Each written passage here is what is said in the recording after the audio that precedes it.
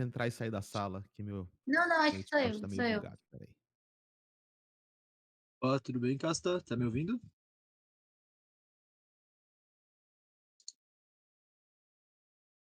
Vamos chegando, pessoal. Vamos começar nossa aula sobre governança hoje aí, mais um dia, segundo dia de aula.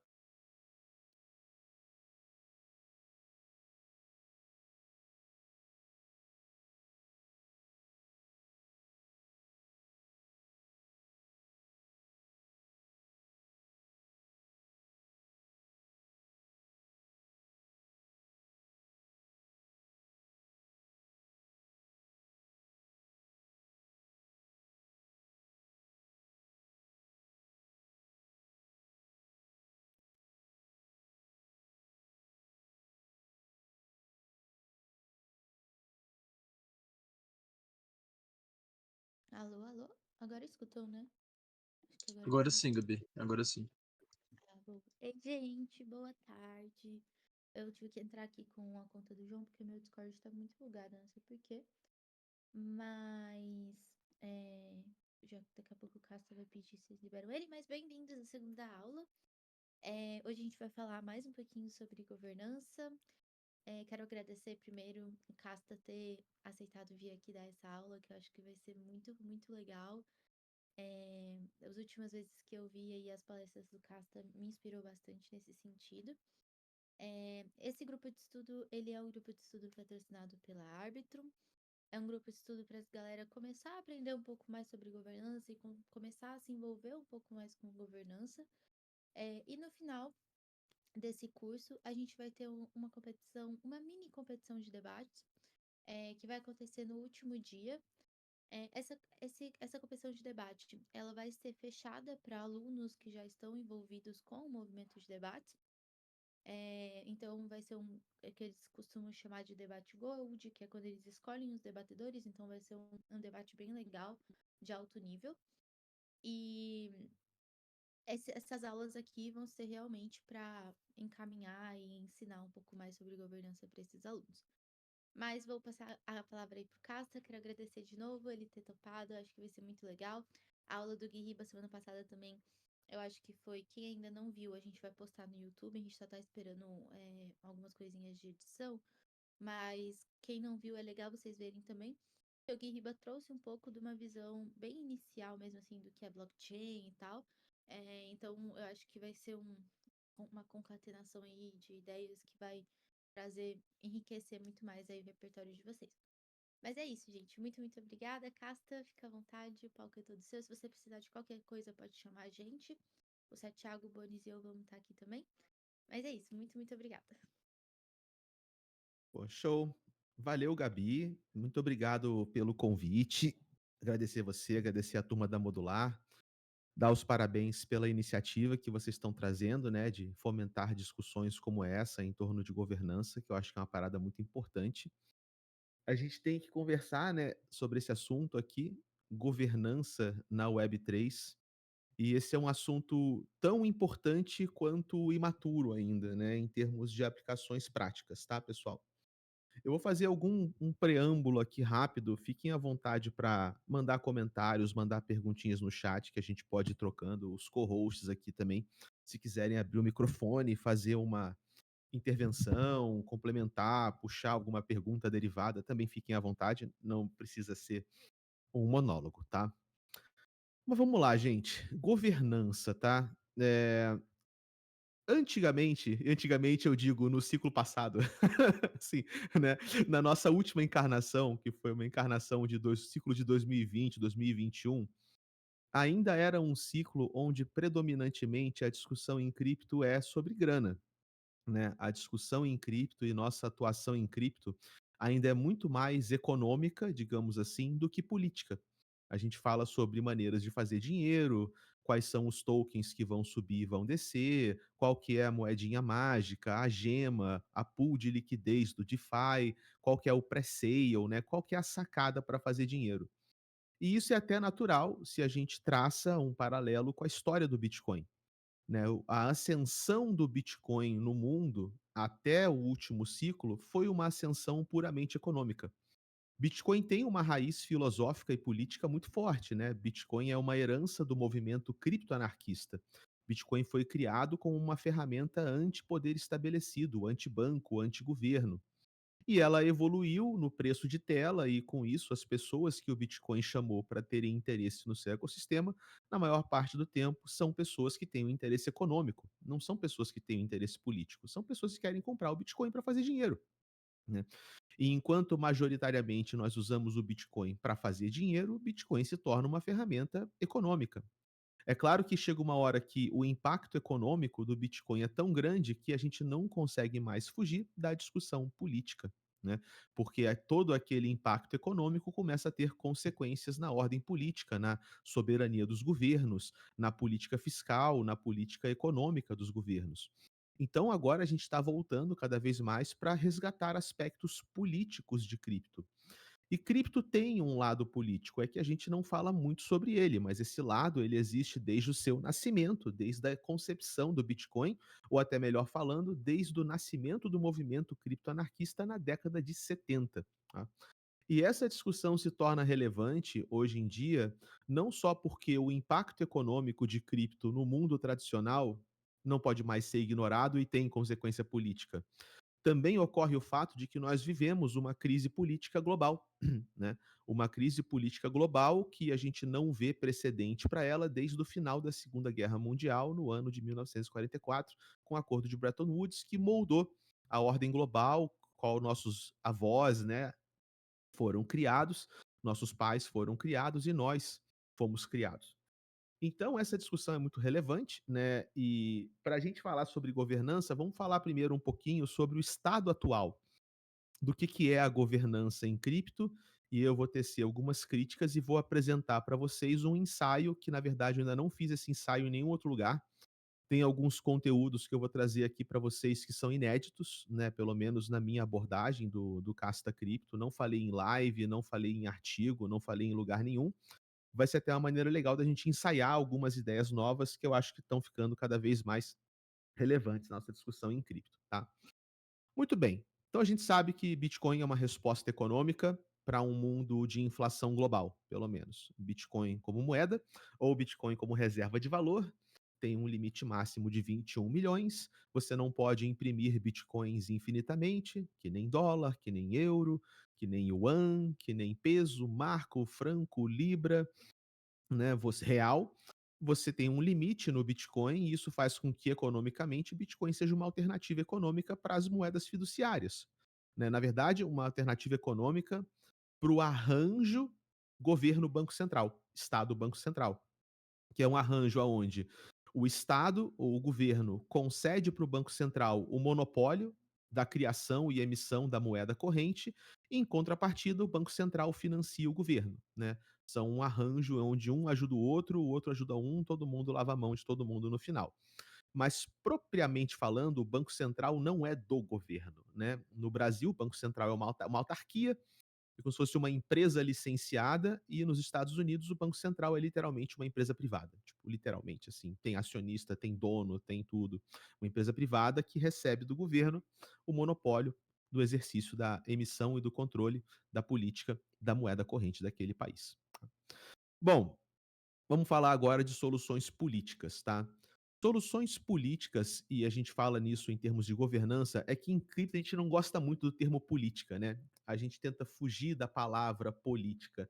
Mas eu acho que está na hora da gente parar de eufemismo e falar de política mesmo, cara, porque política é sobre como nós nos organizamos, é sobre como nós tomamos decisões conjuntas, e é o que a gente em cripto chama de governança. Só que a gente não quer chamar de política, a gente chama de governança. Mas no fundo é política, tá? E existe muita política em cripto. Vamos falar um pouco, por exemplo, sobre as DAOs, né? O que são DAOs hoje em cripto? Né? 90% do tempo, 90% do tempo, não são todos os casos, é a grandíssima maioria. Mas uma DAO em cripto é o quê? É um token. Então, Aave, Uni, Curve, Compound, projetos como esses. Você tem um token, quem tem mais desse token tem mais poder de voto, e aí as decisões são tomadas em função da vontade e da preferência dos detentores de tokens. em termos tecnológicos, em termos de infraestrutura, isso é descentralizado.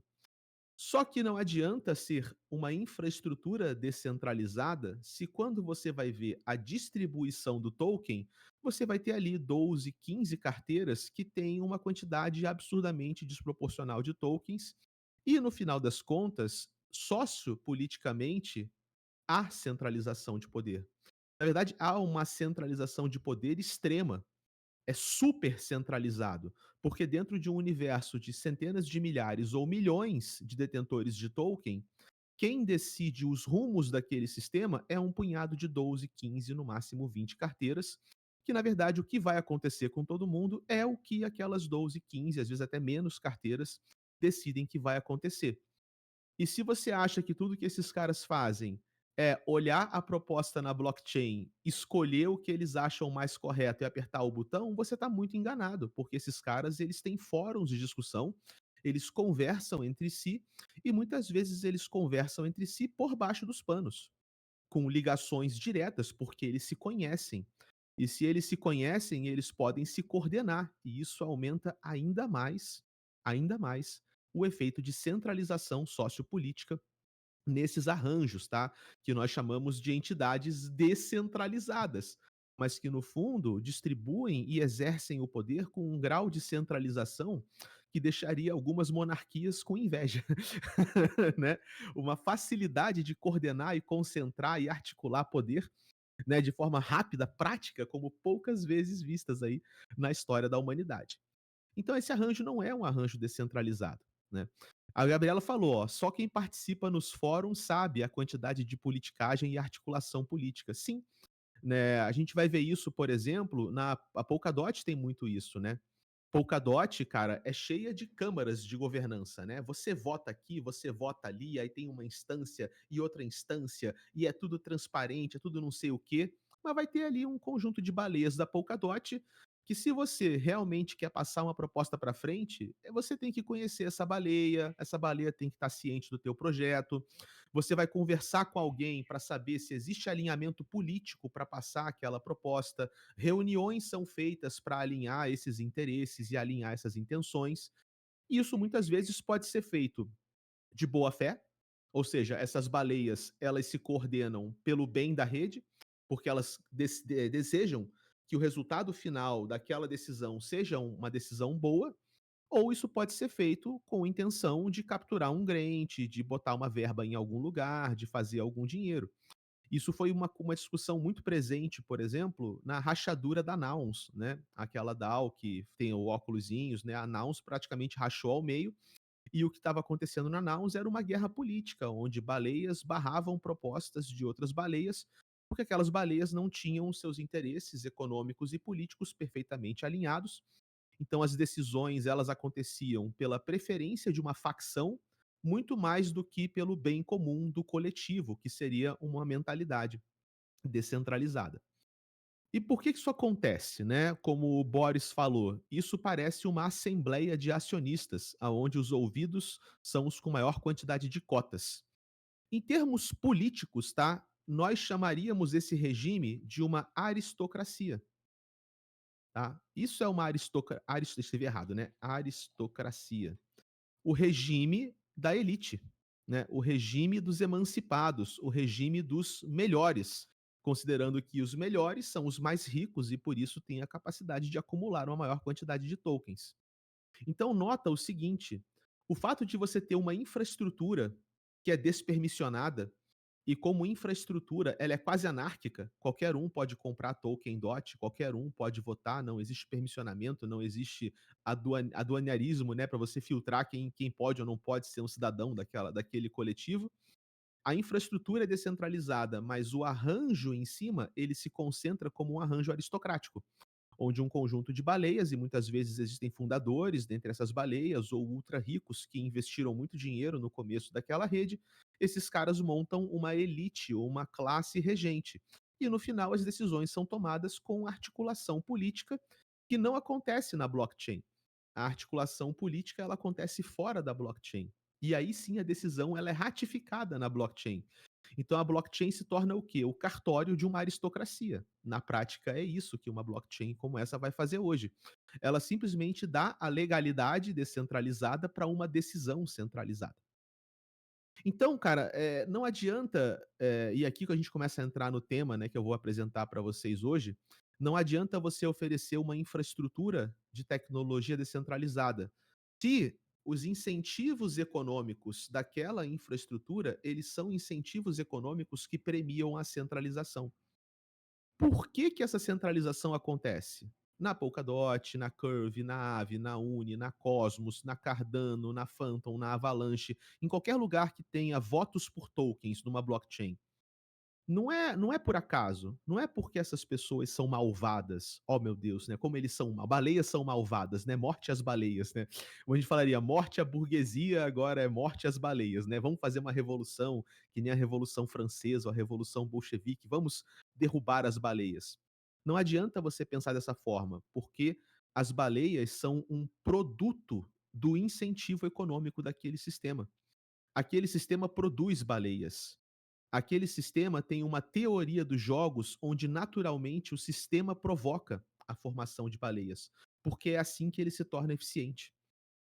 Por que isso acontece, ok? Isso acontece por causa de um fator que é um fator comum, tanto entre a modelagem atual do mundo cripto, de 90% das DAOs, como é a modelagem do mundo financeiro tradicional, do mundo sociopolítico tradicional, que é um sistema aonde mais dinheiro é sinônimo de maior poder político. Vou colocar aqui no chat até para reforçar. Isso é verdade na Aave, isso é verdade na Curve, isso é verdade na Cosmos, isso é verdade na Polkadot, isso é verdade na Cardano. Isso é verdade em qualquer sistema criptonativo hoje, onde o mesmo token que te dá o benefício econômico do acionismo ou da valorização daquela rede, o mesmo instrumento da especulação econômica é um instrumento do poder político, que é outra maneira de colocar. O instrumento econômico é o mesmo que o instrumento político. Então é claro que se você detém maior poder econômico, você vai deter maior poder político. E aí, naturalmente, aqueles que são mais eficientes na economia vão se tornar a classe regente daquela sociedade. Vão se tornar a elite e vão exercer o poder político naquela sociedade. Isso acontece no mundo tradicional. Pode acontecer de forma legalizada ou pode acontecer de forma ilegal.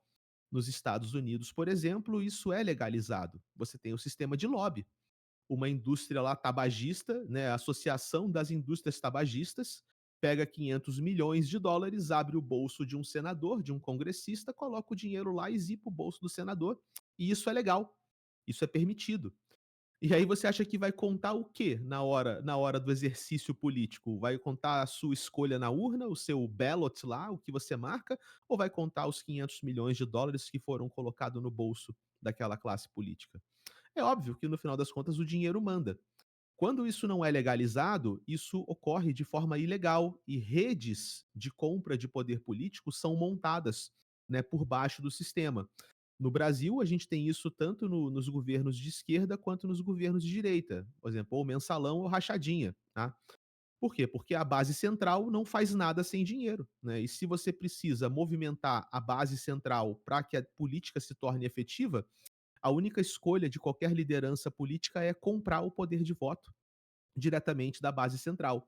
Como não existe um instrumento legal para isso, a gente faz uma rede ilegal, né, uma rede paralela de compra de voto, de compra de poder político, que vai acontecer ou como mensalão, como rachadinha, como dinheiro na cueca, como, né, orçamento secreto, como qualquer outra coisa que você imagine, que é uma maneira de traduzir um instrumento econômico para um instrumento político e fazer a decisão política se tornar efetiva no final. E mais uma vez, você pode argumentar que alguns governos fazem isso de boa fé, porque a única maneira de governar é comprar o poder de voto do bloco central, senão na política não acontece. Ou você pode argumentar que isso acontece de má fé. Né? E não é aqui o objetivo desse talk dizer a esquerda tem boa fé ou tem má fé, a direita tem boa fé, má fé. Não, dane-se esquerda e direita. A gente está falando sobre a maneira como o sistema funciona. E o sistema funciona pela tradução do poder fiduciário, do instrumento econômico, como o combustível para a decisão política, para o exercício político. E isso acontece tanto no mundo tradicional, de forma legalizada ou de forma ilegal, como isso acontece no mundo cripto com tokens AVE, tokens UNI, tokens ADA, tokens DOT, tokens qualquer outra coisa que você imagine. Dito isso, né, e colocado, a gente colocou o problema, né? Colocado o problema, vamos elaborar um pouco mais o que que a gente precisaria, ok?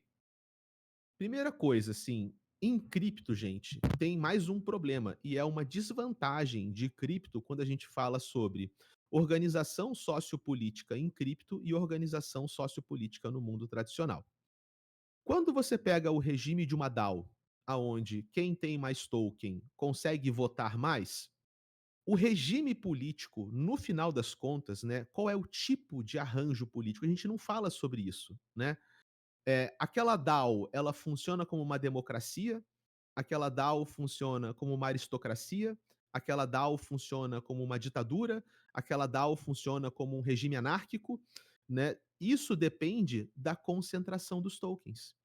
Então, dependendo de como a concentração dos tokens está nas carteiras, efetivamente aquele governo adquire uma característica diferente.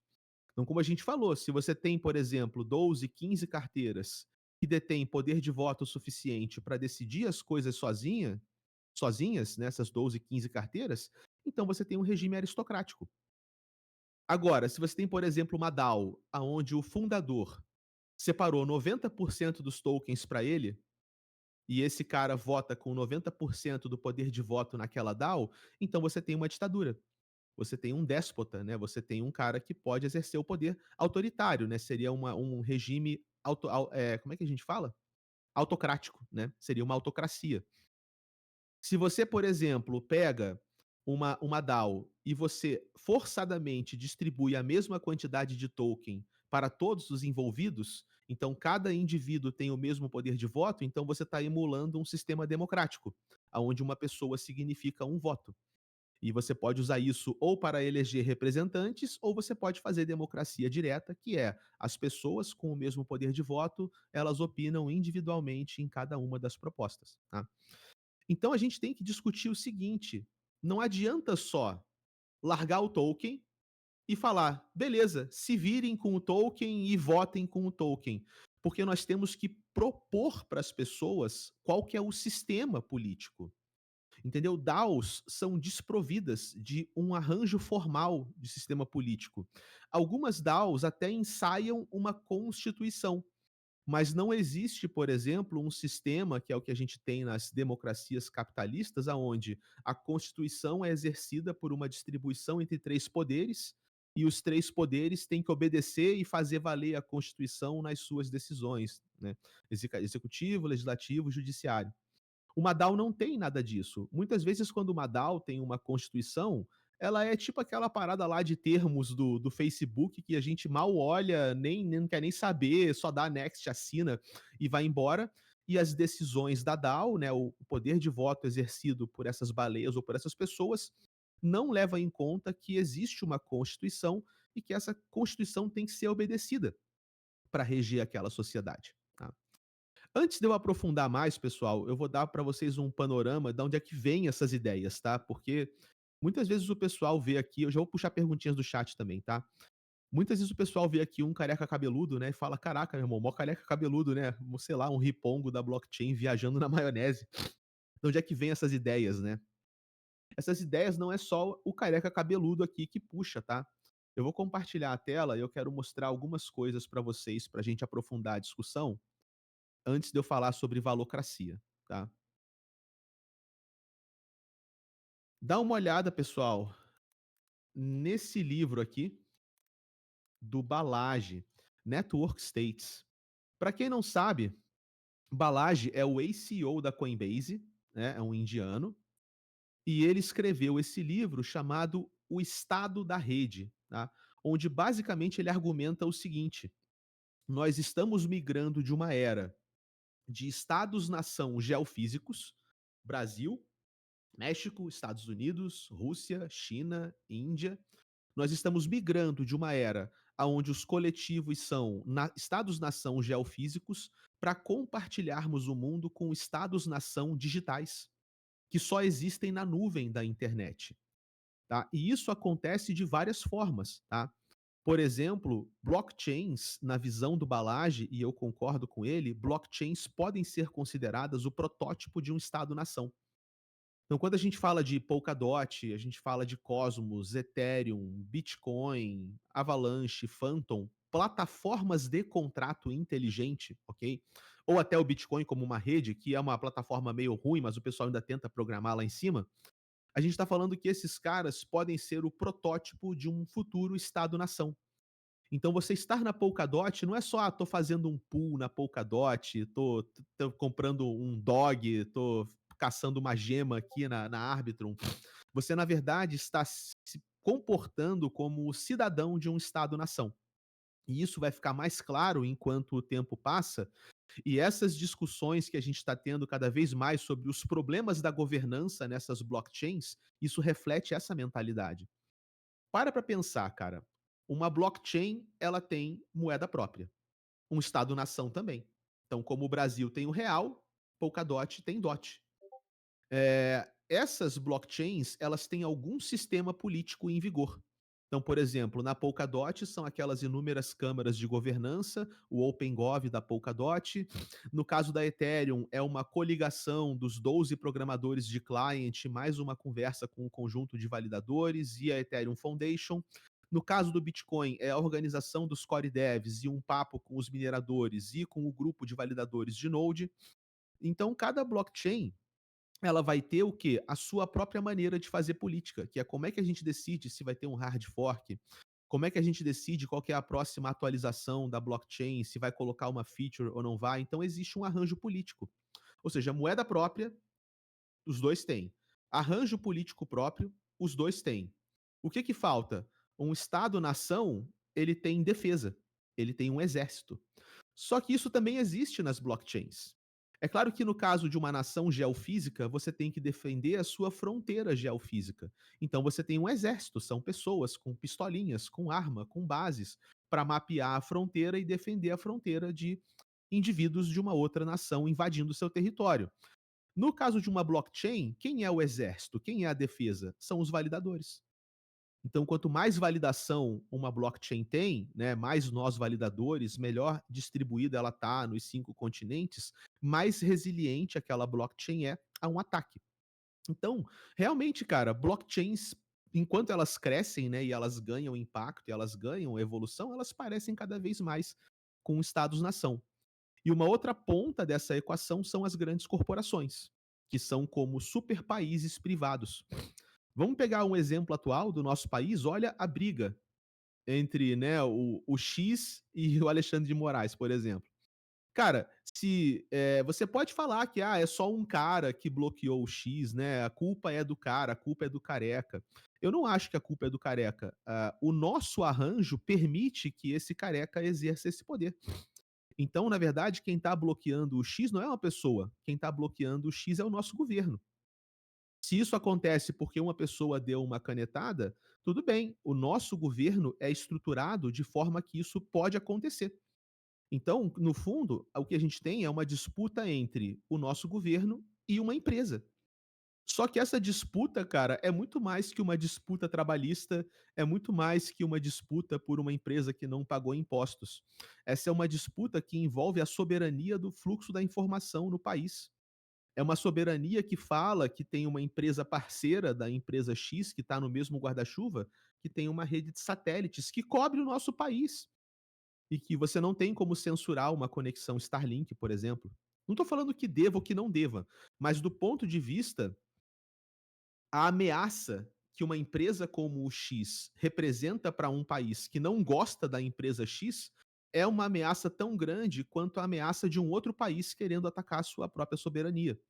Não é uma disputa corporativa que vai ser pegar ali a legislação dos CNPJs. Isso é uma questão de soberania, isso é uma questão quase de relações internacionais. Isso é uma questão que envolve, às vezes, diplomacia. Então manda o Itamaraty conversar com Elon Musk, cara, para ver se a gente desenrola alguma trégua, algum tratado de paz para essa guerra digital. Porque no fundo é por isso que a gente está evoluindo, uma guerra cibernética, né, aonde um tenta sabotar o outro e no final as pessoas sofrem as consequências, os estilhaços, né, e o efeito colateral dessa guerra cibernética. Hoje, as grandes corporações, e você pega, por exemplo, a Alphabet, você pega a Amazon, você pega Microsoft, você pega a Nvidia, esses caras exercem mais poder que muitos países, mais poder político que muitos países, arregimentam mais dinheiro que muitos países e têm influência e conexão no lobby estruturado da política de países em todos os continentes, praticamente. Então a ordem global está mudando. Nós estamos vendo o seguinte: nações, estados-nação geofísicos não são mais a única forma de poder estabelecido no mundo. Grandes corporações e possivelmente coletivos descentralizados vão começar a tentar capturar poder político da ordem global. Você pode ter uma DAO, por exemplo, que essa DAO se organiza e ela resolve que ela vai entrar no estado de desobediência civil individual. Ela vira um elemento de resistência. O que o governo faz com isso? Ele vai ter que lidar com isso de alguma forma. Pode ser lidar de forma saudável, pode ser lidar de forma não saudável, mas ele vai ter que lidar. E isso é uma coisa com a qual ele não teria que lidar se não houvesse o quê? A infraestrutura tecnológica para essas células se organizarem, para essas pessoas se coordenarem. Então, se uma DAO começa a coordenar centenas de milhares, ou uma DAO começa a coordenar milhões de pessoas, e essa coordenação envolve atos de desobediência civil, então você tem um problema muito sério. Você tem um problema muito grave, você vai ter que de alguma forma aprender a lidar com esse problema. Então, conceituado esse problema, eu vou falar um pouquinho de valocracia e eu quero falar um pouquinho com vocês sobre o compasso político. Mas antes eu vou puxar as perguntinhas do chat. Então temos aqui uma perguntinha do Pedra. Casta, tem como desvincular essa especulação econômica fiduciária de sistemas de governança relevantes? Olha, Pedra, desvincular eu acho difícil, mas a gente tem como dificultar, tá? E essa é a minha visão atual. A gente tem como dificultar a tradução do poder econômico para o poder político. E eu vou falar um pouquinho sobre isso na forma da valocracia, tá? E aqui tem um questionamento da Gabriela. Tenho uma dúvida que sempre fico pensando. A forma como as DAOs, como empresas ou sociedades, são organizadas não parecem, às vezes, com a discussão dos contratualistas lá no começo. Às vezes fico pensando se não estamos querendo tanto afastar as teorias da Web 2 e se não estamos sendo anacronistas, sabe? Tipo, poderíamos ver os erros, mas também os acertos da história e trazer alguns insights para a Web 3. Quando falo, a gente fala dos mais envolvidos na governança mesmo, na realidade é tudo um caos.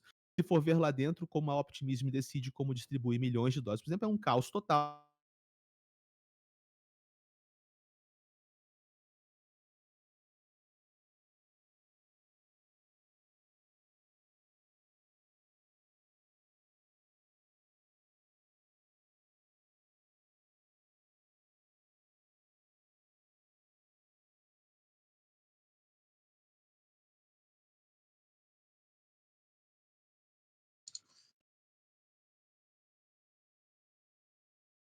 Opa, pessoal, tudo bem? Peraí, parece que o Casta caiu aqui, só um minutinho.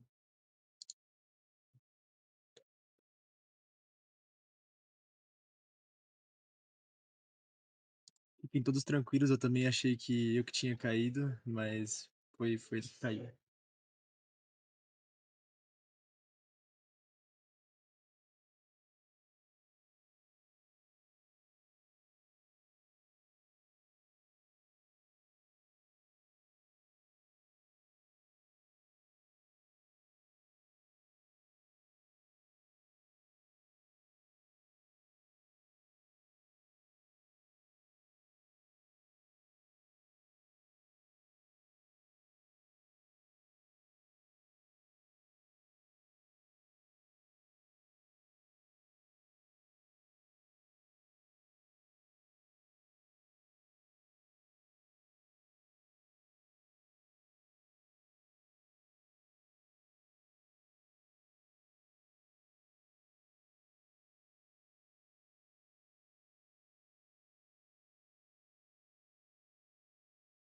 Opa, aí, ó o sistema me derrubando aí, velho. Pronto, aí, ó. Tá de volta.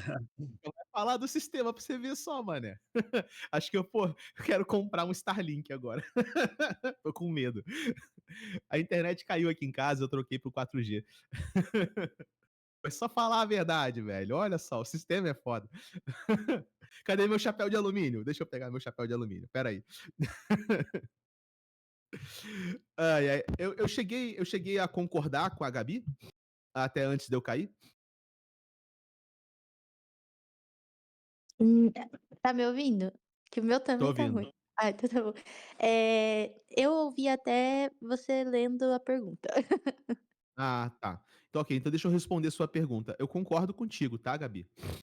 Eu acredito que, como nós em cripto achamos que basta descentralizar a infraestrutura e todo o resto vai ser lindo e maravilhoso, que é uma releitura, tá, da máxima anarcocapitalista.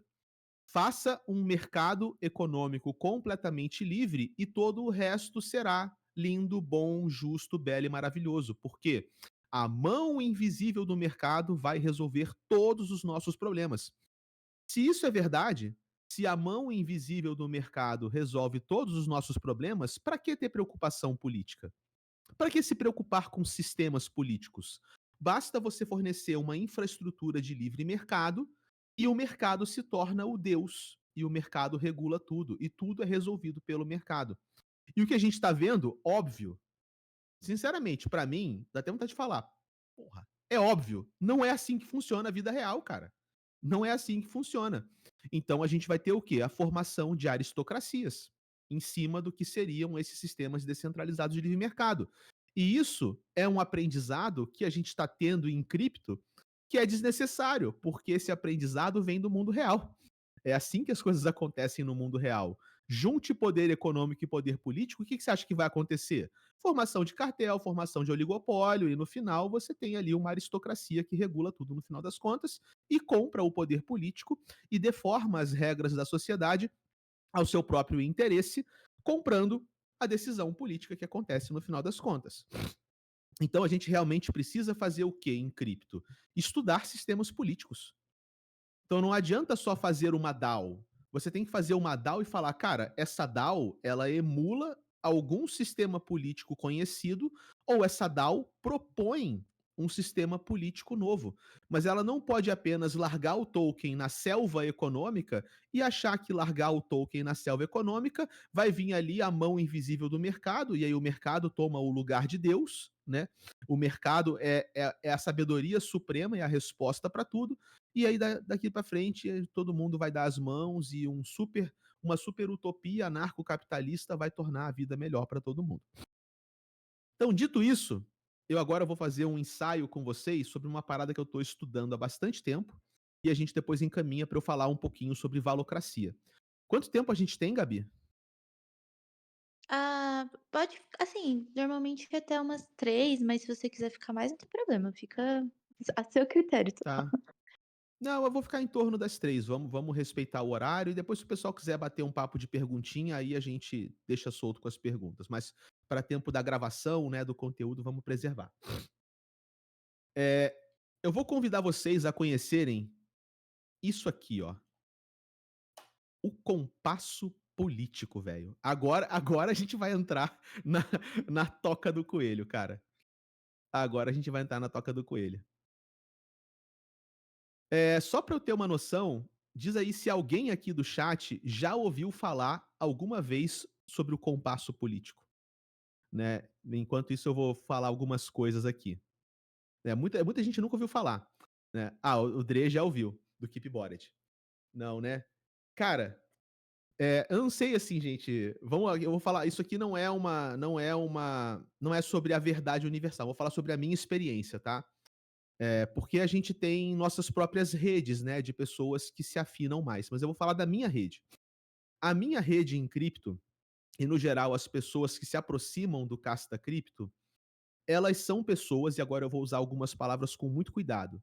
São pessoas que se identificam como mais inclinadas para a direita, ok? Não é que elas sejam de direita, elas se identificam como pessoas um pouquinho mais inclinadas para a direita, não extrema direita, né? A rede do Castaverso ela é uma rede bem centrista, bem ponderada, mas ela tem um pezinho a mais para uma identificação pessoal com a direita por causa dos valores libertários, né? E aí, em outros grupos também de cripto que eu participo, não só no Castaverso, né? Participo de umas 40 comunidades diferentes e eu fico olhando o que acontece lá dentro. Teve algumas postagens que começaram a pipocar agora, depois desse negócio do X, onde as pessoas estavam compartilhando manifestações ou de indivíduos esquerdistas ou de organizações esquerdistas, como o PCO, Partido da Causa Operária, advogando contra o bloqueio do X. Né? E, por exemplo, um cara que era um cara de super esquerda postando que a pauta dele era uma pauta anti-woke. E aí a galera, né, começou a ficar meio bugada, porque na cabeça, tá? Gente, não é nem contra nem a favor. Eu tô fazendo uma leitura de fora, tá? Sem tomar partido nenhum, não é essa a ideia agora, mas para alguém que se identifica como direita, a cartilha diz o seguinte: se você se identifica como direita, todo mundo da esquerda é autocrático. Todo mundo da esquerda quer um governo totalitário. Todo mundo da esquerda quer uma releitura do George Orwell, do 1984. Aí quando alguém que se identifica como direita vê alguém da esquerda propagando valores libertários, o cara buga. O cara fala: peraí, a Matrix bugou. Né? Como assim? A vida inteira me disseram que se o cara é de esquerda, o cara é autocrático. E agora tem elementos da esquerda falando sobre. Não, peraí, vamos rever o movimento woke. Peraí, vamos rever esse bloqueio do X, vamos trabalhar pela liberdade de expressão. Aí o cara que se identifica como direita, ele buga. Ele fala: e agora? Peraí, isso não poderia estar acontecendo, né? Esse cara da esquerda não poderia estar falando essas coisas. Como é que eu vou odiar ele agora? Como é que eu vou odiar o cara da esquerda se eu sou da direita, se o cara tá falando coisas que eu concordo com ele? Tô ferrado. Já não sei mais nada. E é aqui que entra, cara, a questão do compasso político, né? A nossa discussão sobre esquerda e direita, ela é completamente distorcida, porque não se trata só de dois eixos, de esquerda e direita. O compasso político fala sobre isso, tá? O compasso político, ele mapeia o seu alinhamento, deixa eu achar a fotinho limpa aqui primeiro, em 4 áreas.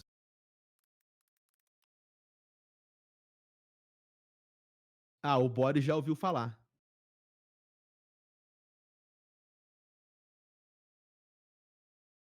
Deixa eu pegar um gráfico maior, peraí, com uma resolução melhor. Esse aqui tá bom. Então, de acordo com o compasso político, você não é apenas da direita ou da esquerda. Você também tem um eixo de alinhamento dos seus princípios entre princípios autoritários e princípios libertários. Então, no compasso político, você pode ser um libertário de esquerda, um libertário de direita, um autoritário de esquerda e um autoritário de direita. Então, o que acontece é que, normalmente, aqueles caras de cripto já são libertários. Normalmente, a turma de cripto é uma turma mais libertária. Só que o cara acha que ser libertário é ser de direita. E isso é uma falha de compreensão. Porque existem libertários que promovem valores progressistas, que envolvem valores que hoje são encaixados na esquerda. Então o que acontece é que os libertários de cripto estão começando a se conhecer melhor, né? Ou na verdade os libertários como um todo são contra um bloqueio do X, tá? No geral, seja você um libertário com inclinação de esquerda ou um libertário de inclinação com a direita, você não vê um bloqueio do X como uma coisa saudável. Você não vê algumas decisões políticas como decisões saudáveis, mas não é porque você está na esquerda nem porque você está na direita, é porque você está no eixo libertário. Você não está no eixo autoritário. E existe um artigo muito bom, e é uma pena, cara, porque esse artigo é fantástico e eu perdi esse artigo. Eu juro para vocês, já passei algumas horas tentando achar esse artigo, seja nos meus arquivos pessoais, seja procurando de novo, né? E eu não consigo mais achar esse artigo, mas ele é um artigo de alguma personalidade muito grande de cripto, que eu não é o Balage, eu não lembro quem é, mas é um cara muito grande de cripto, e esse cara tá falando o seguinte: nesse eixo, nós hoje, né, ignoramos muito a discussão entre libertário e autoritário. e nós focamos a discussão entre esquerda e direita. Então as pessoas se polarizaram entre esquerda e direita, mas que com o colapso da ordem global e com o agravamento da ordem socioeconômica, todos os governos vão se tornar autoritários. Governos de direita vão se tornar autoritários de direita. Governos de esquerda vão se tornar autoritários de esquerda. Então, não importa se o governo é de esquerda ou de direita. Num mundo colapsante, né, num mundo turbulento, é natural que governos subam no eixo autoritário para tentar controlar as coisas, para tentar manter a ordem. Então, enquanto os governos, sejam de esquerda ou de direita, eles sobem no eixo autoritário, as pessoas vão responder indo para o eixo libertário. E aí, libertários de esquerda e libertários de direita vão começar a encontrar pontos comuns, que é justamente o que está acontecendo agora com a circulação desses posts. Tem um brother nosso da guilda, que é um cara super ativo na guilda. E ele é nesse caso. Pra ele, ele é um cara de direita. Eu sou de direita, sou de direita, sou de direita, mas ele é um libertário, só que ele não sabia, né? Ele tem uma falha, um lapso de compreensão, porque ele nunca viu o compasso político. Então ele fala, sou de direita, sou de direita, sou de direita. E aí ele viu esse post, né, do PCO, advogando contra o bloqueio do X, ele falou, cara, ferrou, não sei mais nada, eu não sei mais o que eu sou. Aí eu falei, galera, falei do compasso político, né, lá no nosso bate-papo da Casta Guilda, foi a primeira vez que eu falei sobre isso na nossa comunidade, porque são coisas que eu estudo, mas não falo muito, acho que agora chegou a hora de falar. E eu falei, cara, brother, faz o seguinte, faz o teste. Porque no site do Compasso Político você pode fazer um teste, onde você responde uma série de perguntas, aí ele fala pra você como se fosse um quiz, né? Tipo aquele negócio de revista de adolescente, né? Você responde as perguntas, aí ele fala onde que você tá nesses 4 quadrantes. E aí, cara, depois que esse nosso colega, que se identificava como um cara de direita, fez o teste colocou ele mais ou menos aqui, ó, no perto do centro, mas mais inclinado para a esquerda libertária. Ele falou: "Fudeu, agora é que eu não sei mais nada". Eu achava que era de direita, aí eu fiz o teste e o teste me colocou como alguém de esquerda libertária. Será que eu sou comunista? E eu não sabia que eu era comunista. O cara ficou completamente bugado, né? Mas a questão é essa, nós estamos bugados, tá? A nossa discussão política não é mais sobre a melhor maneira de reger a sociedade. A nossa discussão política e o que nós chamamos hoje de esquerda e direita é o seguinte: qual é a facção que vai me dar mais privilégios? É isso que a gente faz hoje. Então você não vota em quem tem a melhor proposta para o mundo, para o país. Você vota na facção que vai tornar a sua vida melhor. E o apelo dessas duas facções, que nós chamamos hoje de esquerda e direita, acabaram conseguindo apelar para as duas metades da população. E aí a gente rachou a população no meio. Mas não se trata nem mais de esquerda nem mais de direita. Se trata de qual é a facção que vai tornar minha vida mais fácil. E eu vou votar nessa facção porque eu estou votando de acordo com os meus próprios interesses pessoais, né? Dito isso, tá? Quando a gente fala de propor sistemas de governança em cripto, o primeiro passo seria compreender esses 4 quadrantes. Então, nós podemos propor sistemas em cripto que buscam esses valores. E aí a tokenomia daquele sistema, a maneira como o token é emitido, a maneira como o token é distribuído, a maneira como os votos são contabilizados, esse sistema ele é ajustado para se adequar a um desses 4 quadrantes. E você fala assim, Casta, legal. Qual quadrante nós deveríamos perseguir? Eu, pessoalmente, claro, como eu falei, eu tenho uma inclinação muito mais libertária do que uma inclinação autoritária. Mas eu não acho que nós deveríamos bater o martelo agora. Eu acho que nós deveríamos criar sistemas para que as DAOs pudessem ser livres e as DAOs pudessem explorar todo o aspecto desse mapa. Então nós poderíamos sim, cara, ter DAOs orientadas a um modelo autoritário de esquerda. Nós poderíamos nem ser mais DAO, né? Mas assim, nós poderíamos ter sociedades digitais. É um nome muito melhor. Nós poderíamos ter sociedades digitais alinhadas com o princípio autoritário esquerda. Poderíamos ter sociedades digitais libertária esquerda, autoritária direita, libertária direita. E deixa essas sociedades agregarem as pessoas que se alinham com esses interesses para que elas possam usufruir das consequências de se orientar sobre aquele interesse. E aí, cara, vai que autoritário de esquerda é a melhor do mundo e ninguém sabia. Então deixa os autoritários de esquerda fazerem uma sociedade digital deles e se organizarem de acordo com os princípios autoritários de esquerda. Deixa as pessoas se organizarem no princípio autoritário de direita. E aí, cara, essas sociedades vão competir entre si num sistema escasso, de recursos escasso, de pessoas escassa, de capital intelectual escasso, de capital econômico escasso. Algumas delas vão se provar mais eficientes e vão prosperar, e algumas delas vão se provar menos eficientes e vão naturalmente ser desbandadas, vão morrer. E aí as pessoas que fazem parte de um coletivo como esse, ou como esse, ou como esse, seja qual for, que morreu, elas vão ter que refletir: por que que nós não prosperamos? Por que que nós não prosperamos? Será que a maneira pela qual a gente se organizou, ela é boa no papel e ela não funciona na prática? Então a única maneira dessas pessoas refletirem sobre os prós e contras da sua ideação nesse quadrado é deixar elas viverem essa ideação e arcarem com as consequências de escolherem essa ideação, né? Mas assim, vamos lá, vamos puxar algumas perguntas. Isso aqui é um ensaio, tá, pessoal? Né? Isso aqui é um ensaio. Isso não foge do conceito de criptomoeda? Dreamcatcher, eu acho que não, cara, porque se você volta para o conceito de criptomoeda, em essência, ele é um conceito libertário. E para mim, cara, a liberdade maior de todas, a maior liberdade que existe, é permitir que pessoas que querem viver num regime autoritário, elas possam escolher viver num regime autoritário. Isso é a liberdade ao extremo.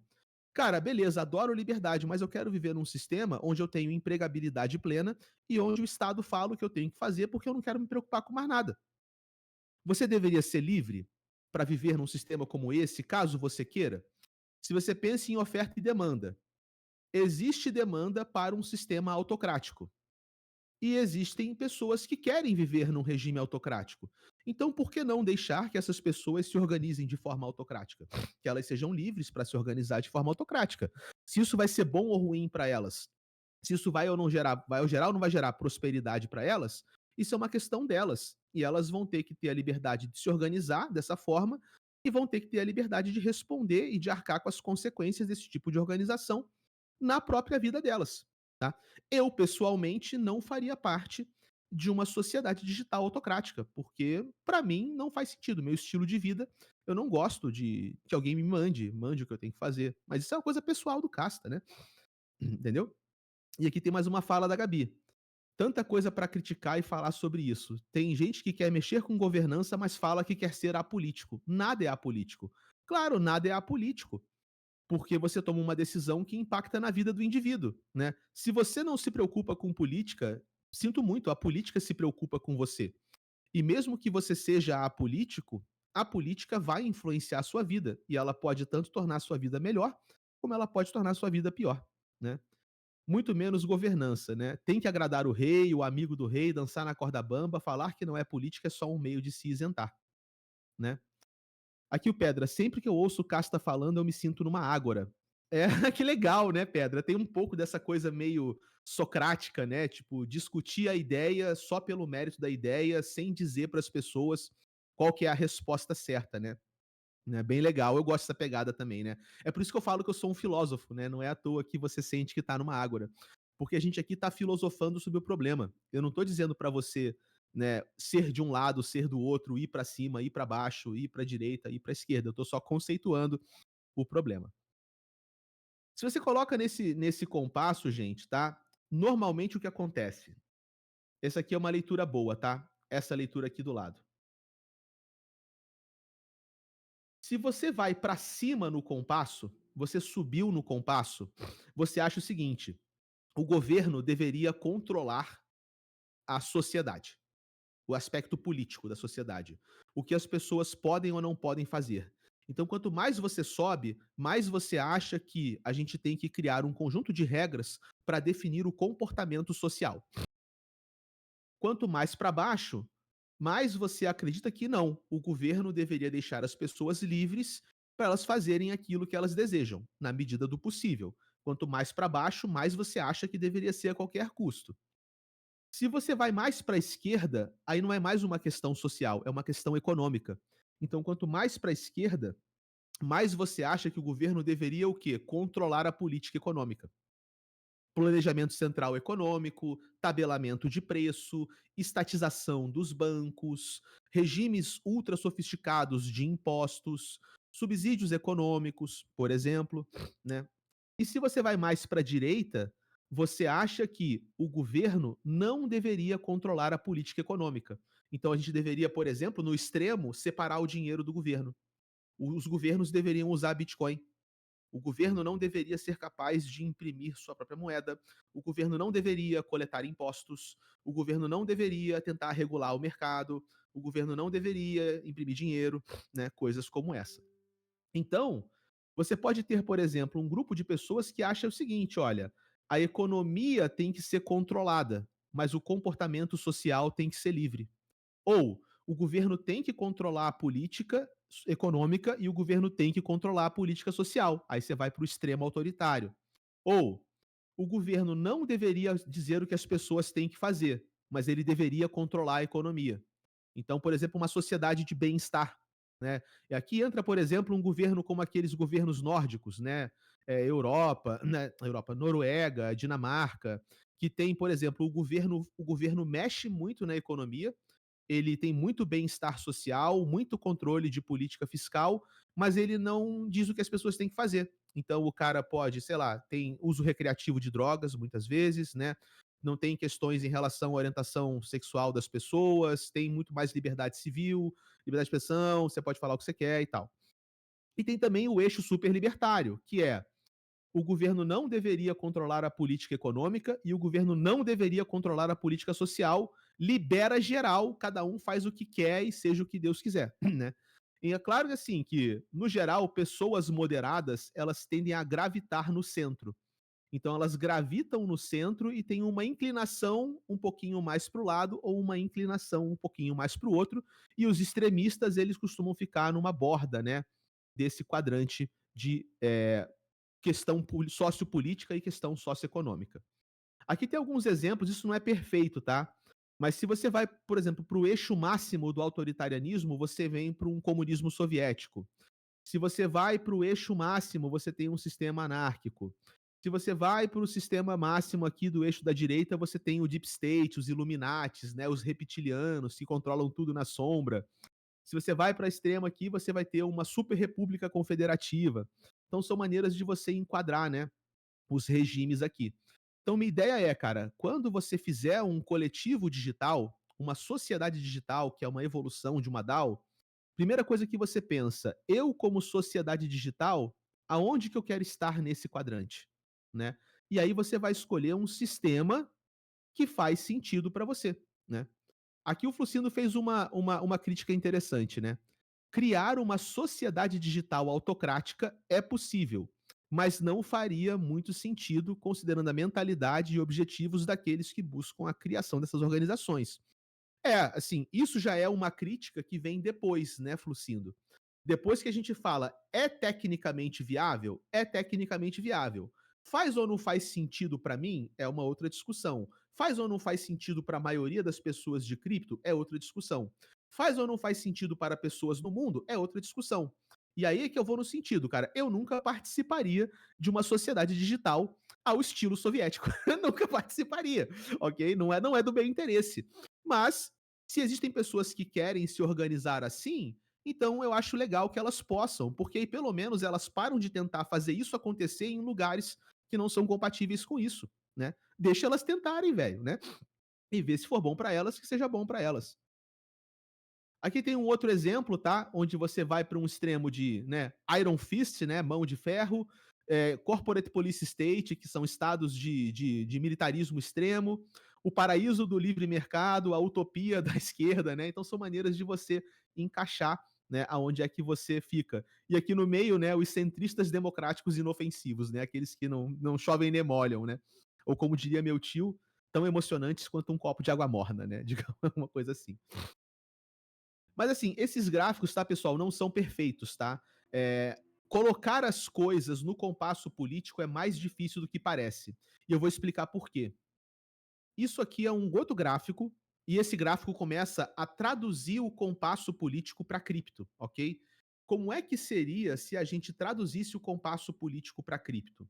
A gente teria que espelhar os modelos de rede dessas blockchains, tá? Então, por exemplo, você pode ter uma blockchain aonde existe uma coordenação centralizada e essa coordenação espalha para todo mundo. Isso aqui, por exemplo, é uma Cardano, né?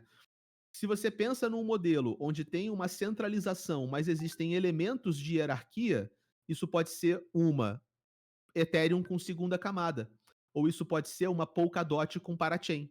Então isso aqui é muito assim, ó, Ethereum, Optimism, aplicativos e usuários. Ethereum, Arbitrum, aplicativos e usuários. Isso aqui é Cardano e usuários e carteiras. Você pode ter um modelo como esse aqui, ó, que é um modelo direita libertário, que é um modelo de conexões orgânicas. Esse é o modelo da Cosmos, tá? A Cosmos não tem um token central. A Cosmos não tem uma blockchain organizadora. Na Cosmos, todo mundo conecta com quem quer conectar, então você faz um efeito rede. E o que teria no eixo de esquerda libertária é todo mundo coordena com todo mundo. E a gente não tem exemplo disso em cripto porque isso não escala.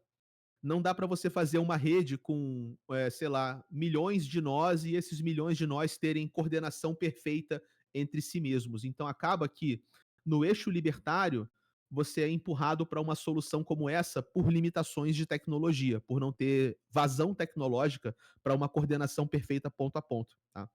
Então aqui a gente teria uma Cosmos, aqui tem uma Polkadot ou Ethereum com rollups, aqui tem uma Avalanche, uma Phantom, uma Cardano, né? Uma coisa como essa. Então, gente, são maneiras da gente se organizar, né, para você poder pensar em como é que você faz as coisas em cripto. Então, se eu vou fazer uma DAO, cara, como é que eu quero que minha DAO funcione? Como é que vai ser o sistema político da minha DAO?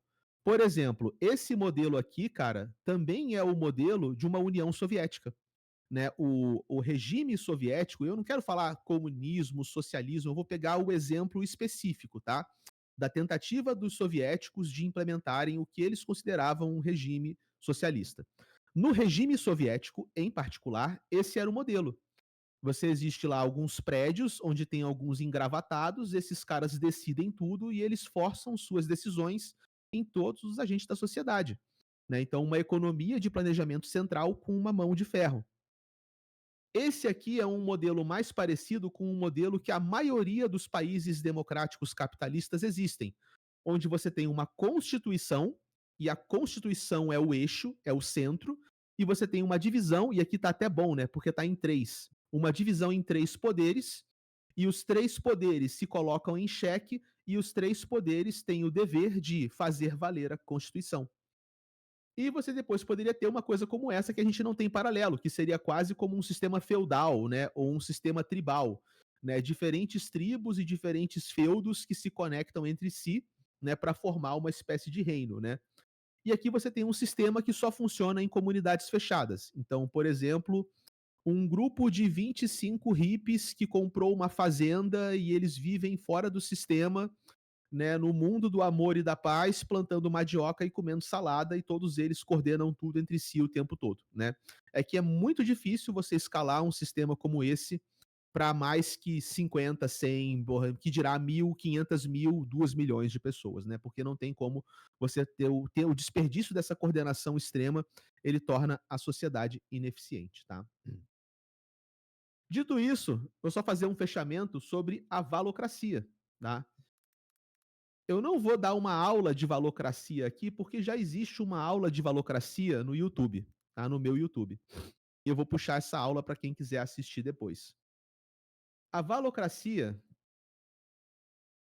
ela é uma maneira de você organizar sociedades digitais, ok? E ela é uma maneira de você organizar sociedades digitais aonde a gente tenta fazer o seguinte, aonde o poder econômico não é sinônimo a poder político, ou é o menos possível, tá?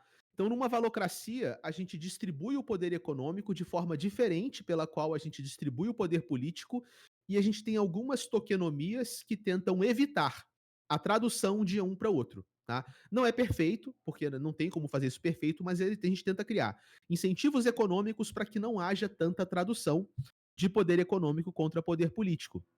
Agora, aonde que uma valocracia se encaixa no compasso político?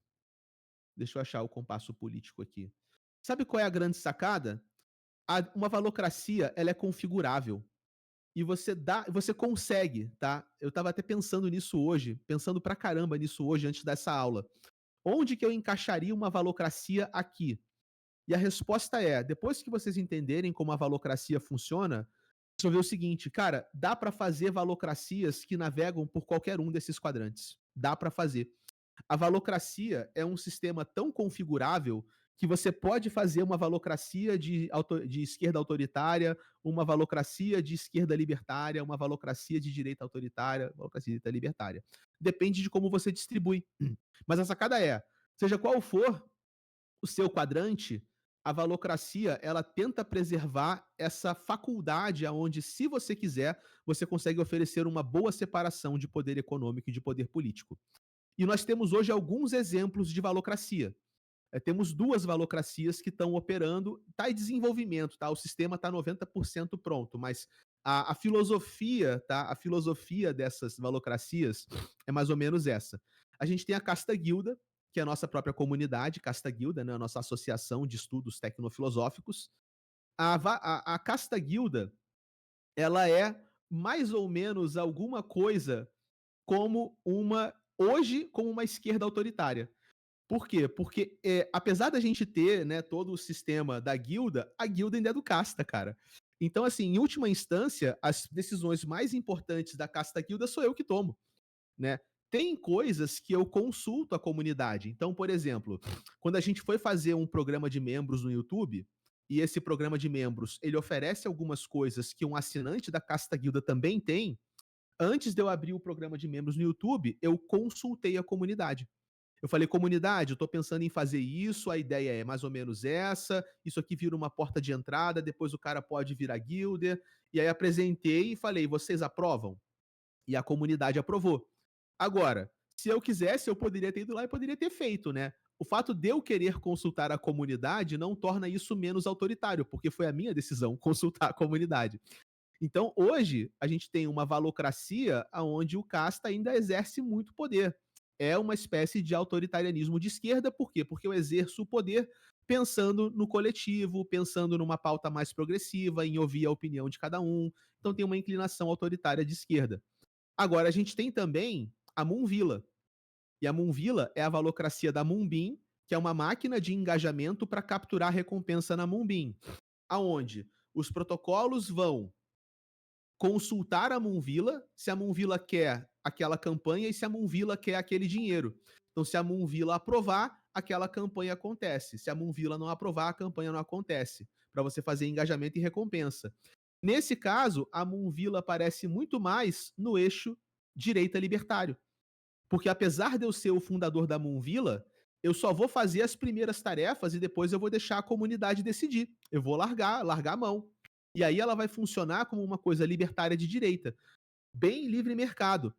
Porque as pessoas da comunidade vão ter que se entender com as pessoas dos protocolos e na oferta e demanda o protocolo tem que convencer a comunidade de que ele pode fazer uma campanha e dar dinheiro para aquela comunidade. Então as duas são valocracias, mas uma valocracia acaba ficando no eixo um pouco autoritário de esquerda e outra um pouco no eixo libertário de direita. E isso é uma outra coisa legal para a gente pensar. Talvez, gente, não exista um modelo perfeito.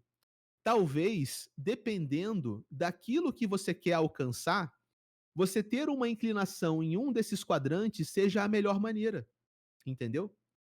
Dependendo do objetivo daquele coletivo, uma inclinação para um lado ou para outro faça mais sentido para os objetivos daquele coletivo.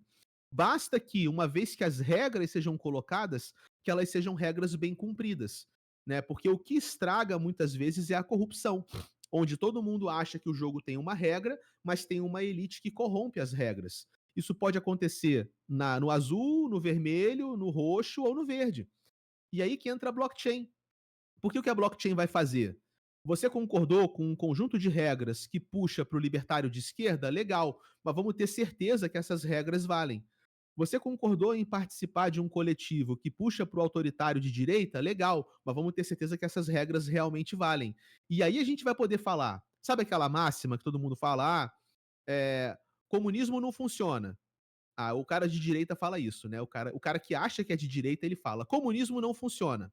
Aí o cara de esquerda fala: pô, mas o comunismo nunca foi implementado de verdade, né? Aí você fica aquela, e aí? Quem é que tá certo, né? Será que o comunismo não funciona mesmo? Ou será que nós nunca conseguimos implementar um comunismo porque no final algum tipo de corrupção estraga aquele ideal?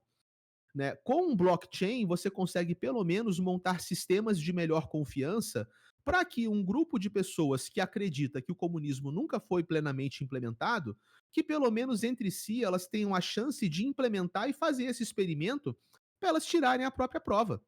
Enquanto um cara que acredita que comunismo não funciona, ele simplesmente não participa desse experimento. Tá tudo bem. Isso para mim é o máximo da liberdade, né?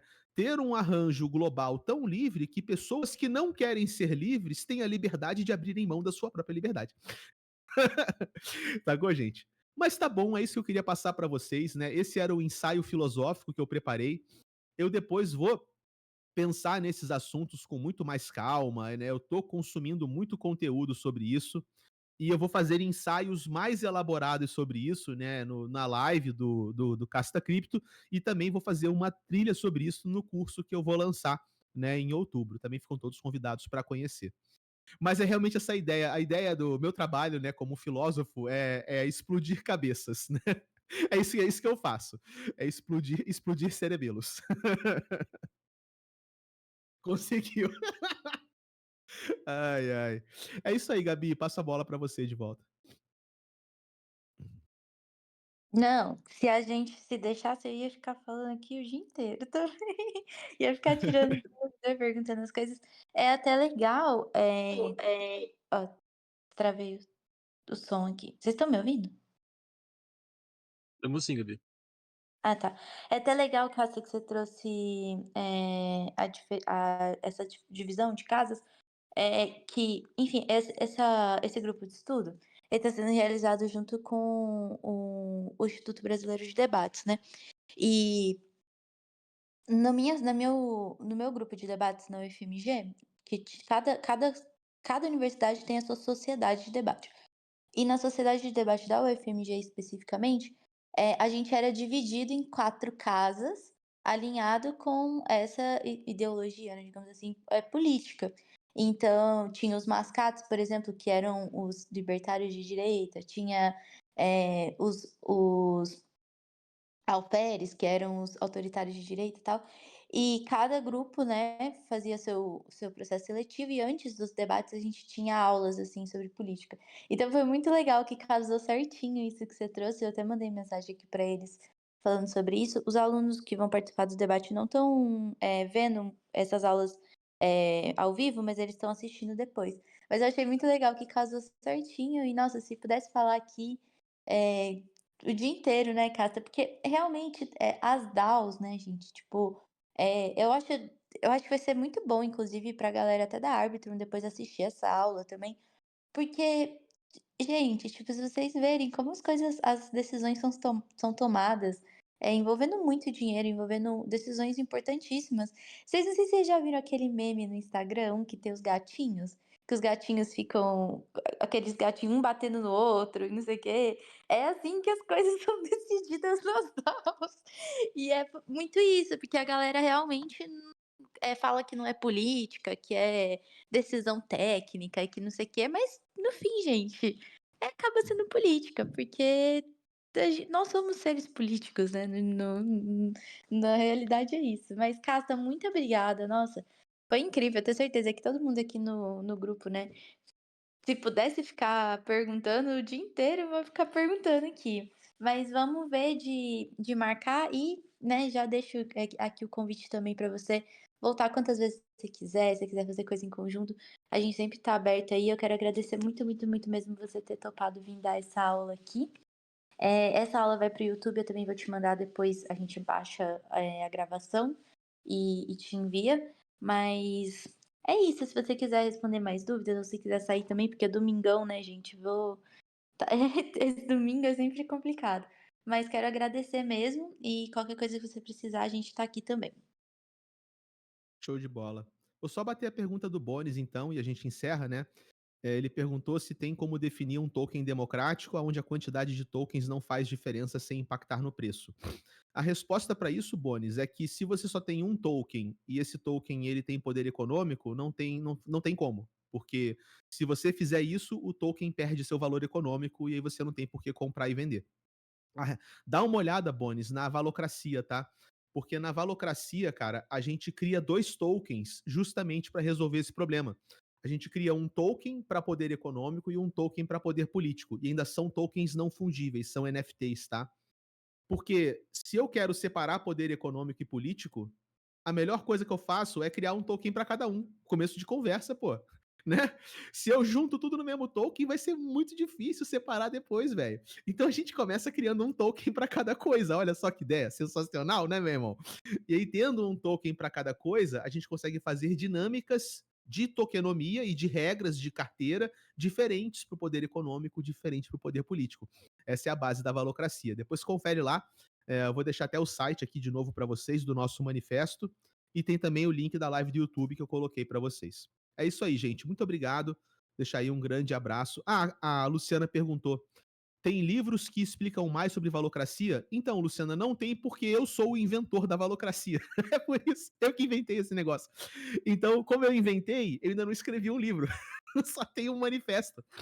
Mas dá uma olhada, Lu, no manifesto que eu bandei ali em cima, tá?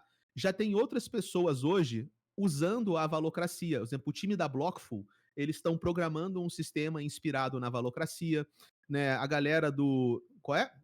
Tem uma outra comunidade, esqueci não, mas tem uma outra comunidade. O pessoal do Beavers, né, que é uma comunidade que saiu da guilda e está se montando na linha, eles também estão usando as ideias da valocracia. Então, assim, tá começando a espalhar o movimento, sabe? Mas eu sou o cara que criou, então, por enquanto, tem o manifesto, depois eu vou fazer o livro.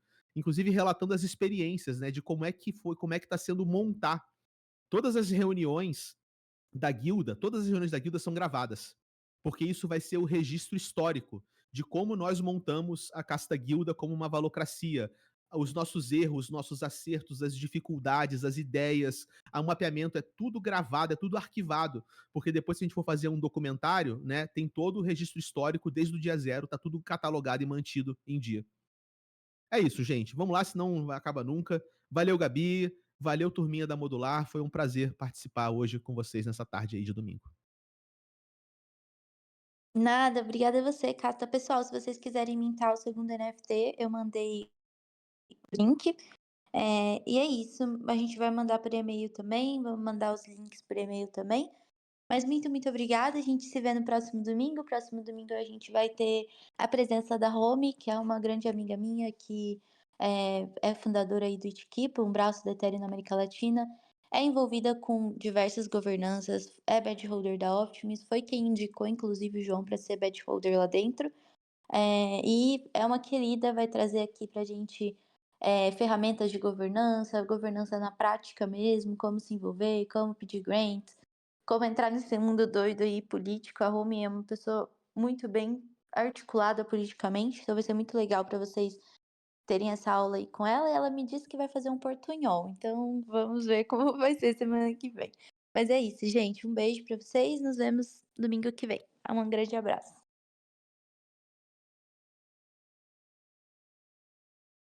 Valeu, pessoal. Lembrando a todos que quem quiser debater sobre os assuntos, estão convidadíssimos a conversar no Governance Chat, tá? E é isso, bom domingo a todos.